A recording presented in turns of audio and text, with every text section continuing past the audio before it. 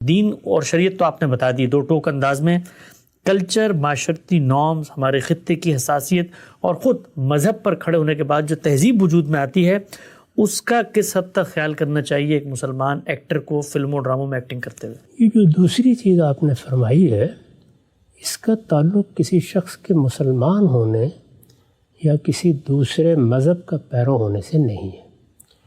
اسی لیے میں نے جب پہلے آپ نے گفتگو کی تھی تو صرف دین کا نقطہ نظر بیان کیا تھا۔ جی، میرے نزدیک ہمیں ان دونوں چیزوں کو ہمیشہ بالکل الگ الگ رکھنا چاہیے۔ ان کو الگ الگ نہ رکھنے سے لوگوں کے ذہنوں میں بھی خلجان پیدا ہوتا ہے، اور جب ان میں اختلاط ہو جاتا ہے تو ان کی الگ اہمیت کو سمجھنے اور سمجھانے میں بھی مشکلات پیش آتی ہیں۔ چنانچہ اسلام کیا کہتا ہے وہ ہم نے بیان کر دیا، یعنی اللہ تعالیٰ کے دین میں فنون لطیفہ کی کوئی چیز اصلاً ممنوع نہیں ہے۔ وہ ساری چیزیں اللہ ہی کی دی ہوئی نعمتیں ہیں، اللہ ہی کی دی ہوئی صلاحیتوں کا ظہور ہے۔ اس وجہ سے ان میں کوئی چیز بھی ایسی نہیں جس کو اصلاً ممنوع قرار دیا جائے یا اس کی مذمت کی جائے۔ اللہ تعالیٰ نے حلال و حرام کے جو حدود قائم کیے ہیں ہم نے ان کو بیان کیا اور یہ بتا دیا کہ ان میں کیا چیزیں ہیں جو کسی حال میں نہیں کی جا سکتی۔ میں اگر مسلمان ہوں، آپ مسلمان ہیں، اللہ تعالیٰ کی توفیق سے ہم اللہ پر ایمان رکھتے ہیں، اللہ کے آخری پیغمبر پر ایمان رکھتے ہیں، تو سب سے بڑھ کر جس چیز کی ہمیں پابندی کرنی چاہیے وہ اللہ کی قائم کردہ حرمتیں ہیں۔ اللہ تعالیٰ کی قائم کردہ حرمتیں ہی ہیں کہ جن کے بارے میں اگر بے پرواہی برتی جائے تو پھر انسان کے لیے فردوس بری کے دروازے بند ہو جاتے ہیں۔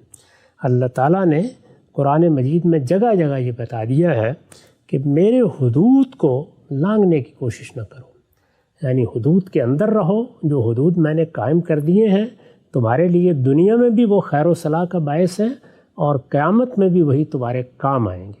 اگر ان کے معاملے میں کوئی کوتاہی کرو گے، غفلت شعاری اختیار کرو گے، گریز کا رویہ اختیار کرو گے، دنیا میں بھی اس کے نتائج نکلیں گے اور آخرت میں بھی بڑے سنگین نتائج نکلیں گے۔ اس میں ایک دائرہ ایسا تھا سد ذریعہ کی ہدایات کا جس میں نے بتایا کہ رخصت ہو سکتی ہے، اور اس میں بھی یہ توجہ دلا دی تھی کہ رخصت سے اتنا ہی فائدہ اٹھانا چاہیے جتنا ناگزیر ہو۔ اللہ تعالیٰ نے جب کسی معاملے میں ہمیں کوئی ہدایت کر دی ہے تو اصلاً تو ہمیں اس ہدایت ہی کی پیروی کرنی چاہیے، لیکن کسی فن کی ضرورت ہے، کسی علم کی ضرورت ہے، کسی ہنر کی ضرورت ہے، کسی پیشے کی ضرورت ہے، ہمیں بہت سے معاملات میں رخصتوں سے فائدہ اٹھانا پڑتا ہے۔ جس طرح سے ہم سفر میں جاتے ہیں تو ظاہر ہے نماز جیسی چیز کے بارے میں رخصتیں ہو جاتی ہیں، تو زندگی کے معاملات ہوں یا فنی ضرورتیں ہوں یا تمدن کی تبدیلی سے پیدا ہونے والے احوال ہوں، ان میں اگر سد ذریعہ کی نوعیت کی کسی چیز میں فائدہ اٹھایا جاتا ہے تو اس کو وہاں تک محدود رکھنا چاہیے جہاں تک اللہ اور اللہ کے رسول چاہتے ہیں، یعنی نہ تو حدود سے تجاوز کر کے اس کو ہنین مریہ سمجھ لیا جائے اور نہ اس کے شوق میں انسان مبتلا ہو جائے، بلکہ اتنا ہی رہے جتنا ایک اللہ تعالیٰ نے فرمایا ہے کہ اس رخ سے تم فائدہ اٹھا سکتے ہو۔ تو اس کو ہم نے ہر لحاظ سے واضح کر دیا۔ اب اس دوسرے پہلو میں آئیے۔ وہ دوسرا پہلو یہ ہے کہ ہم مسلمانوں کی ایک تہذیب وجود میں آئی۔ جب کوئی تہذیب وجود میں آتی ہے تو اس میں بہت سے عوامل کام کرتے ہیں۔ مذہب بھی اس میں اپنا کردار ادا کرتا ہے، یعنی ظاہر ہے کہ ہم جب مسلمان ہو گئے، خواہ عرب میں ہوئے، خواہ عجم میں ہوئے، خواہ بر صغیر میں آ کر ہوئے یا مشرق بعید کے ممالک میں ہوئے، جہاں جہاں مسلمان ہوئے وہاں ہماری کچھ تہذیبی روایات تھیں۔ تہذیبی روایات کا مطلب ہے ہمارا رہن سہن کیا ہوگا، ہماری زبان کیا ہوگی، ہمارے بات کرنے کے آداب کیا ہوں گے، ہم ملنے جلنے میں کن چیزوں کا خیال رکھیں گے۔ وہ بہت سی چیزیں جو قومیں اپنی تاریخ سے منتقل کرتی ہیں۔ یعنی میں اگر ایک شخص ہوں تو ایک شخص کی حیثیت سے ایسا نہیں ہے کہ میں آسمان سے نازل ہو جاتا ہوں جب میں 25 30 40 سال کا ہوتا ہوں۔ میں ایک ماں کی آغوش میں پرورش پاتا ہوں، میں ایک خاندان میں نشو و نما پاتا ہوں۔ میرا خاندان اپنی روایات مجھے منتقل کرتا ہے، میرا خاندان اپنے معروف اور منکر سے مجھے آشنا کرتا ہے، میرا خاندان میرے مذہب سے بھی مجھے آشنا کرتا ہے۔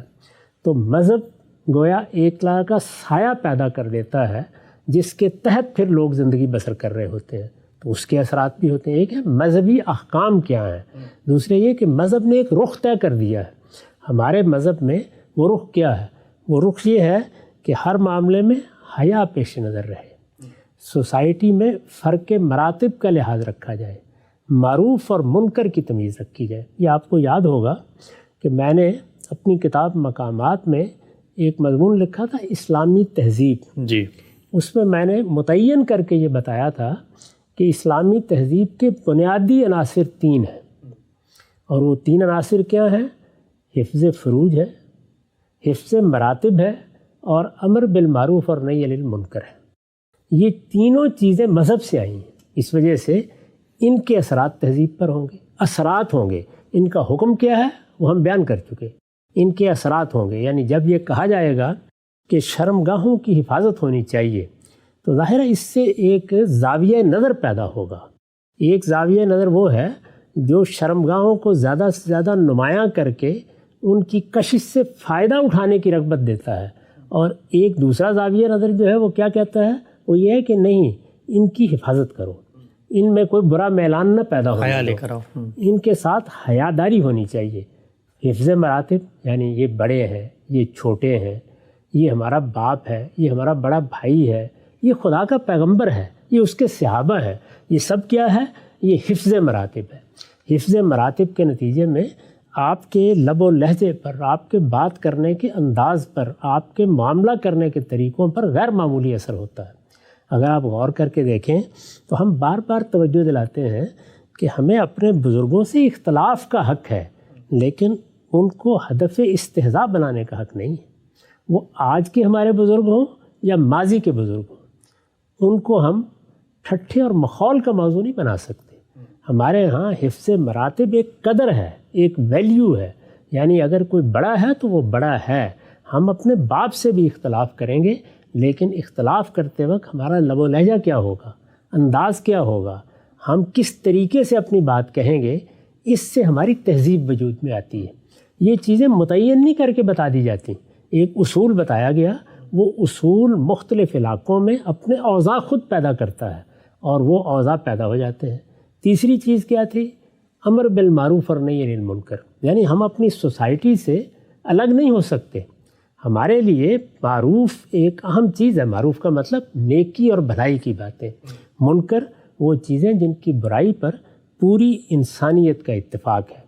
ان تینوں چیزوں کو سامنے رکھ کر جو تہذیب بھی بنے گی، اس تہذیب کو ہم کہیں گے کہ اگر وہ ان چیزوں کو ایک قدر کے طور پر مان رہی ہے، 3 چیزوں کو، یعنی یہ اقدار اس کے ہاں اقدار کی حیثیت رکھتی ہیں، تو پھر وہ ہو سکتا ہے مشرق بعید کے ملکوں میں اپنے اوضاع بالکل مختلف پیدا کرے، وہ مغرب میں، قدیم مغرب میں اپنے اوضاع مختلف پیدا کرے، وہ عرب میں اپنے اوضاع مختلف پیدا کرے، عجم میں اور بر صغیر میں، اور وہ اوضاع مختلف ہو جائیں گے۔ اوضاع کا مطلب یہ ہے کہ جو صورت بنے گی، یعنی جو فارم وجود میں آئے گی، وہ مختلف ہو سکتی ہے، لیکن ان تینوں چیزوں کے ظلال میں بنے گی، ان کے زیر سایہ بنے گی، یہ ہمیشہ ملحوظ رہیں گے۔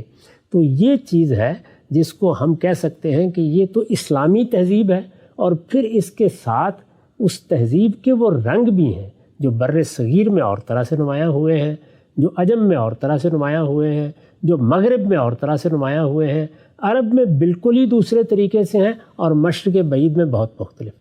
تو وہ جو اوضاع پیدا ہوئے ہیں وہ ہر علاقے میں اپنا ایک مقام رکھتے ہیں، اپنی ایک شناخت رکھتے ہیں۔ اب اس وقت کیا صورتحال ہے؟ اس وقت صورتحال یہ ہے کہ ہماری یہ تہذیب یا تہذیبی روایت یہ ایک بڑے بحران سے گزری ہے۔ وہ بحران معمولی بحران نہیں تھا، یعنی اس میں مسلمانوں کی تہذیب کو ہر جگہ شکست ہوئی، اور اس کے مقابلے میں مغربی تہذیب کو سیاسی غلبہ بھی حاصل ہو گیا۔ مغربی تہذیب نے ایسی چیزیں ایجاد کر لیں جو خود مسلمانوں کی ضرورت بن گئیں۔ یہ علوم و فنون جب نئے دور میں داخل ہوئے، یعنی اس سے پہلے بھی علوم و فنون تو موجود تھے، تو وہ سب کے سب مغرب سے آئے، وہاں سے وہ اپنی روایات لے کے آئے ہیں، وہاں سے اپنے اوضاع لے کے آئے ہیں، جن کو میں نے فارم سے تعبیر کیا، یہ ساری چیزیں لے کے آئے ہیں۔ وہ جب ہمارے ہاں آئیں گے تو اگر تو ایک زندہ تہذیب ہے، موجود ہے، اور وہ اپنی قوت کے ساتھ کھڑی ہے تو مجھے یا آپ کو کوئی گفتگو کرنے کی ضرورت نہیں. خود ہی اس کو اٹھا کے وہ اس کو خود ہی یا تو اپنے سانچے میں ڈھال لے گی اور یا اس کو اگل دے گی, اس کو قریب نہیں آنے دے گی. یہاں صورتحال یہ نہیں ہے. ہر جگہ ایک مغلوبیت کی فضا ہے, اور مغلوبیت کی فضا ایک حقیقت ہے, یعنی اس میں کسی کو ہم قابل مذمت نہیں ٹھہرا سکتے.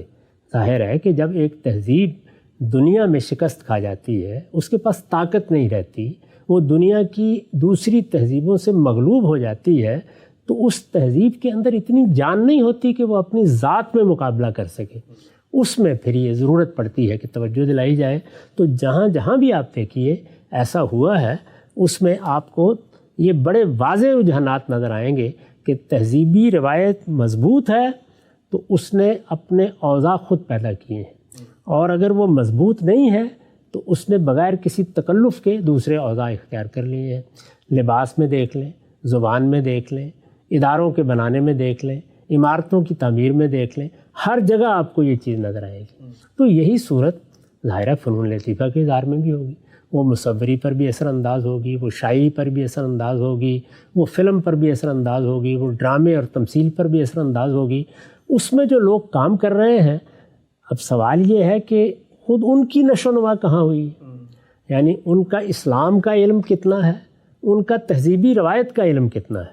تہذیبی روایت جب کبھی توانا ہوتی ہے, اپنی جگہ پر کھڑی ہوتی ہے, اس وقت تو وہ نظر آ رہی ہوتی ہے, چاروں طرف نظر آ رہی ہوتی ہے, وہ گلیوں میں نظر آ رہی ہوتی ہے, محلوں میں نظر آ رہی ہوتی ہے, ہر چیز میں نظر آ رہی ہوتی ہے.